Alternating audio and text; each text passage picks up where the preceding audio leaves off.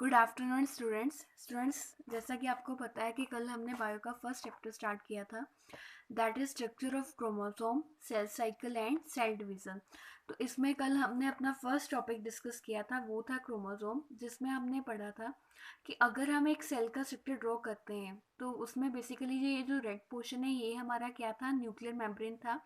Black portion क्या था हमारा, न्यूक्लियस। तो बेसिकली न्यूक्लियस क्या था, जो डेंस मटेरियल था in a nuclear membrane. And over here you see the thread like structure, और जो ये थ्रेड लाइक स्ट्रक्चर है उसको हम क्या बोलते हैं, क्रोमैटिन बोलते हैं। ठीक है, तो स्टूडेंट्स आज हम बेसिकली डिस्कस करेंगे क्रोमैटिन के बारे में, वो भी डिटेल में। So we start with the topic chromatin. Students, जो क्रोमैटिन होता है वो दो सब्सटेंस से बना होता है।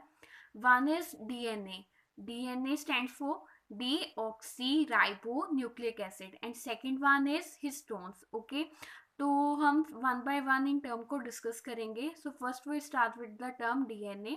As we know DNA stand on deoxy nucleic acid. ठीक है, तो बेटा जो डीएनए का डिस्कवरी था वो किया था James Watson and Francis Crick ने। ठीक है, अराउंड 1953 और 1954। After many years of researches they propose the double strand helical structure of DNA, and for which they were awarded the Nobel prize in 1962। Okay, so let us further discuss basically the constituent of DNA. Constituent क्या होता है DNA का, तो हमें पता है बेटा जो डीएनए होता है वो लॉन्ग चेन ऑफ न्यूक्लियोटाइड से बना होता है। ठीक है, अब न्यूक्लियोटाइड्स को हमने कल भी डिस्कस किया था। बेसिकली न्यूक्लियोटाइड्स क्या थे जो न्यूक्लिक एसिड में हमने पढ़े थे, तो हमें पता है जो न्यूक्लिक एसिड होता है वो क्या होता है, पॉलीमर होता है। ठीक है, and you all know what polymers are, they are made up of repeating units of monomers और स्मॉलर सब यूनिट्स। तो जो न्यूक्लिक एसिड होते हैं वो लॉन्ग चेन्स, सब यूनिट्स की लॉन्ग चेन से बने होते हैं, जिनको हम क्या बोलते हैं, सब न्यूक्लियोटाइड्स बोलते हैं। ठीक है, तो बेसिकली जो न्यूक्लियोटाइड होता है ये तीन पार्ट्स का बना होता है। One is sugar, another one is phosphate group, and one of the four nitrogenous basis. ठीक है, तो बेसिकली जो डीएनए में शुगर था वो हमने कल भी डिस्कस किया था, वो कौन सा है, डीऑक्सी राइबोस। ठीक है, और जो फॉस्फेट ग्रुप होता है वो क्या कॉज करता है, एसिडिक नेचर कॉज करता है डीएनए और आरएनए में। ठीक है, और जो हमें पता है कि जो नाइट्रोजन होता है वो दो काइंड का होता है, एक होता है प्यूरिन एंड एक होता है पिरिडिन। ठीक है, जो प्यूरिन था वो फर्दर टू टाइप्स का था, that is adenine and guanine, और जो पिरिमिडिन था वो फर्दर टू टाइप्स का था, that is cytosine and thymine. Okay students, तो हम वन बाय वन इसको डिस्कस करेंगे। तो सबसे पहले हम जो डिस्कस करेंगे वो हम डिस्कस करेंगे स्ट्रक्चर ऑफ न्यूक्लियोटाइड्स। ठीक है, तो इसमें क्या है बेटा, एक फॉस्फेट ग्रुप है, जो फॉस्फेट ग्रुप है वो क्या कॉज करता है, एसिडिक नेचर कॉज करता है ऑफ डीएनए एंड आरएनए, और जो डीएनए होता है उसमें शुगर कौन सा होता है, डीऑक्सी राइबोस शुगर होता है। ठीक है, और जो नाइट्रोजनस बेस होगा वो एडेनिन भी हो सकता है, गुआनिन भी हो सकता है, थायमिन भी हो सकता है, और साइटोसिन भी हो सकता है। ठीक है, तो अब हम इसको फर्दर डिटेल में डिस्कस करेंगे। तो आप इस इमेज में देख पा रहे होंगे जो बैकबोन है डीएनए का वो किससे बना हुआ है, फॉस्फेट एंड शुगर। देखिए जहाँ पे मेरा कर्सर है कि किससे बना हुआ है, phosphate sugar, phosphate sugar, phosphate and sugar. Another side भी आप देख सकते हैं ये किससे बना हुआ है, sugar sugar phosphate and further sugar phosphate. ठीक है, तो बेसिकली हम ये बोल सकते हैं कि जो बेसिकली हमारी डीएनए की बैकबोन है वो किससे बनी हुई है, फॉस्फेट एंड शुगर से। ठीक है, तो विद इन द बैकबोन आप क्या देख रहे हैं, बेस पेयर्स देख रहे हैं। ठीक है, here it's not just any random alphabet number that are attached to each other. ठीक है, इसमें बेसिकली ये क्या है, ये है adenine, thymine, cytosine and guanine. ठीक है, जिसमें हमारा एडेनिन हमेशा किसके साथ अटैच होता है, थायमिन के साथ अटैच होता है। ठीक है, with A double hydrogen bond, और जो हमारा गुआनिन है वो किसके साथ अटैच होता है, साइटोसिन के साथ अटैच होता है with A triple hydrogen bond. ठीक है, इसमें से जो हमारा एडेनिन है वो क्या है, प्यूरिन है, और जो हमारा थायमिन है वो क्या है, पिरिमिडिन है। ठीक है, तो बेसिकली बेटा अगर आपने यहाँ पे देखा होगा there is a presence of two rows. Why there is a two rows, this is because DNA is a double helical structure and it is made up of two strands running parallel to one another.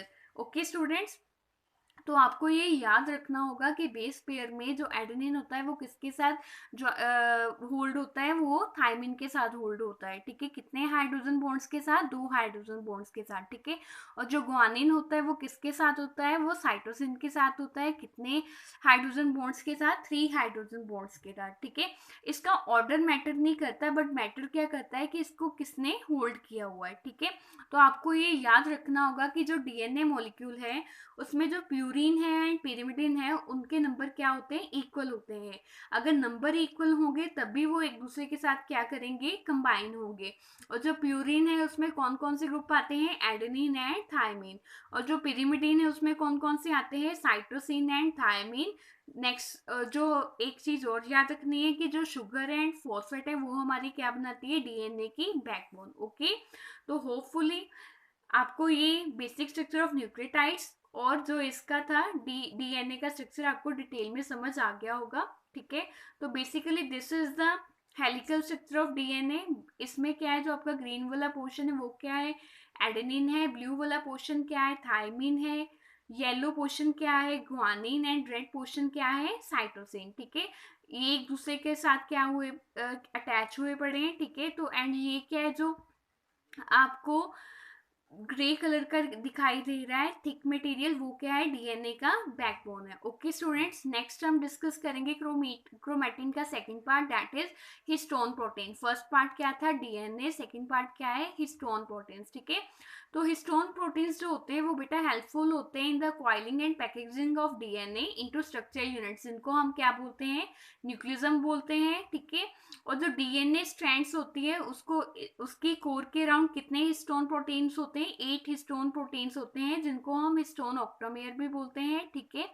और हर एक human cell में जो basically DNA होता है, अगर उसको हम stretch करें तो उसका लेंथ कितना होता है? Around 2 meter, okay. पर जो हमारा न्यूक्लियस होता है ह्यूमन सेल का, उसका डायमीटर कितना होता है? 6 माइक्रोमीटर, ठीक है। बेटा ये था हमारा आज का topic, DNA and histone proteins, जो किसके अंडर था? हमारा क्रोमेटिन के अंडर था। अभी तक हमने डिस्कस किया क्रोमोसोम के बारे में। क्रोमोसोम क्या थे? कि जो न्यूक्लियस के अराउंड थ्रेड लाइक स्ट्रक्चर था उसको क्रोमेटिन बोलते हैं, और वही क्रोमेटिन किस में चेंज होता है? क्रोमोसोम में चेंज होता है। और हमने कल क्रोमोसोम की टाइप किया था, उसका शेप किया था, उसका साइज डिस्कस किया था, ठीक है। तो आज हमने फर्दर क्रोमेटिन को डिस्कस किया, जिसमें हमने डीएनए को डिटेल में डिस्कस किया। उसमें हमने शुगर को डिस्कस किया, नाइट्रोजन बेस को डिस्कस किया। फिर हमने ये बताया कि जो प्यूरिन है वो पिरिमिडिन के इक्वल होता है, ठीक है। और जो एडेनिन है वो थायमिन के साथ ज्वाइन होता है। जो ग्वानिन है वो साइटोसिन के साथ ज्वाइन होता है, ठीक है। और लास्ट में हमने ये डिस्कस किया था हिस्टोन प्रोटीन्स के बारे में, कि ये बेसिकली किस चीज़ के लिए हेल्पफुल है? They are helpful for the coiling and packaging of DNA, ठीक है। तो और जो डीएनए को अगर हम स्ट्रेच करें तो उसका लेंथ कितना होता है? 2 मीटर, ठीक है। तो बेसिकली बेटा ये था हमारा आज का टॉपिक क्रोमेटिन। नेक्स्ट हम लेक्चर में डिस्कस करेंगे अबाउट द जीन्स। फिर हम डिस्कस करेंगे cell division and cell packaging के बारे में, ओके बेटा।